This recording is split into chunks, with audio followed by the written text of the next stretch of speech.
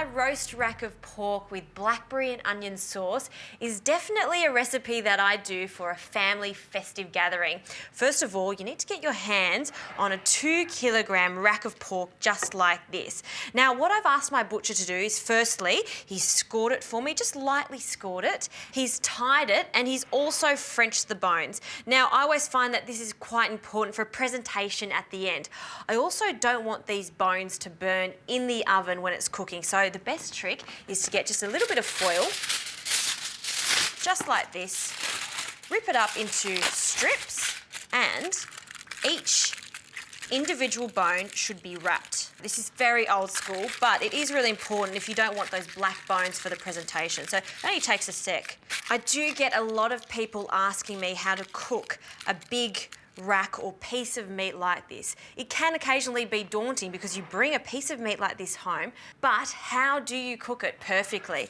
Well, first of all, you need to preheat your oven. I've preheated my oven today at 210, so quite hot, because I want the best of both worlds. I want super crispy crackling, and I'll get that with a high temperature. Then I'll be turning it down later to ensure that beautiful meat in the centre doesn't go dry. Now we need to season and oil this piece of meat. So a little bit of extra virgin olive oil, just a touch, just to get it started in the oven.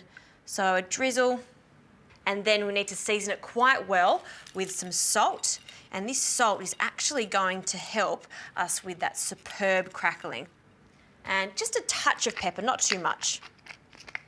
Now it goes into my tray. Now I've got a tray here that not only goes into the oven, I've got a rack in it also, just like this, to ensure that the pork is just lifted from the base.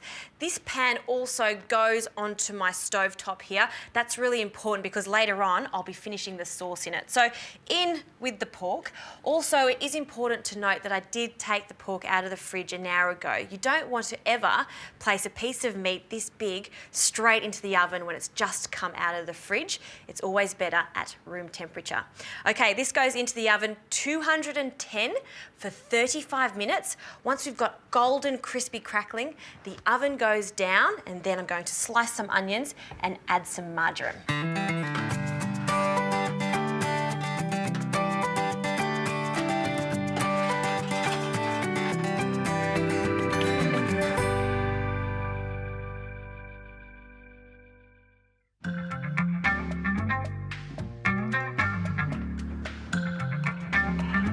This is looking sensational, and listen to that. You can actually hear that I have perfect crackling. Let's take the piece of pork out. We'll just allow it to rest. I can just leave that on the rack there. Always very important, allow the meat to rest. By allowing it to rest, we're going to get extra juicy pork. So that can stay there for around 10 to 15 minutes while we finish off this sauce. So you can see under here we've got our gorgeous onions. And what I'll do is just remove some of these stalks here, and then we can start adding the jam. Now, pork and the sweet flavours of fruit really go well together, and this jam is just sensational with it. So I've got a few tablespoons of jam here, and we just want to whisk that in.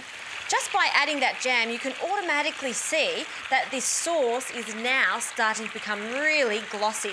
Now, for some extra sweetness, I love the taste of port. So 100 millilitres of port, that goes in there. We just want to cook off the alcohol, and that'll just take a few seconds there.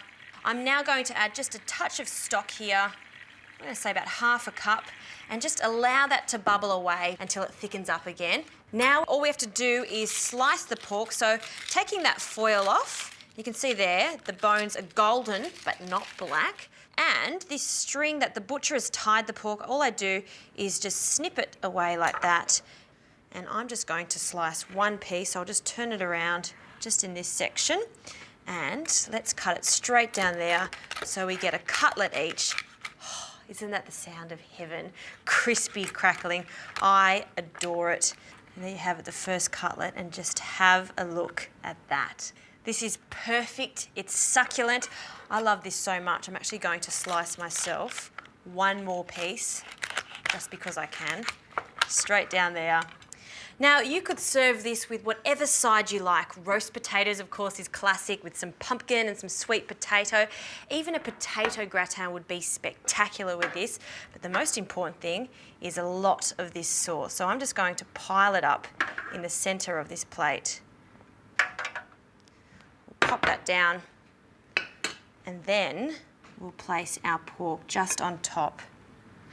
Just like that. Look at that crackling. Very exciting. And a little bit of marjoram just to finish off, just for some garnish. I'll pop that there.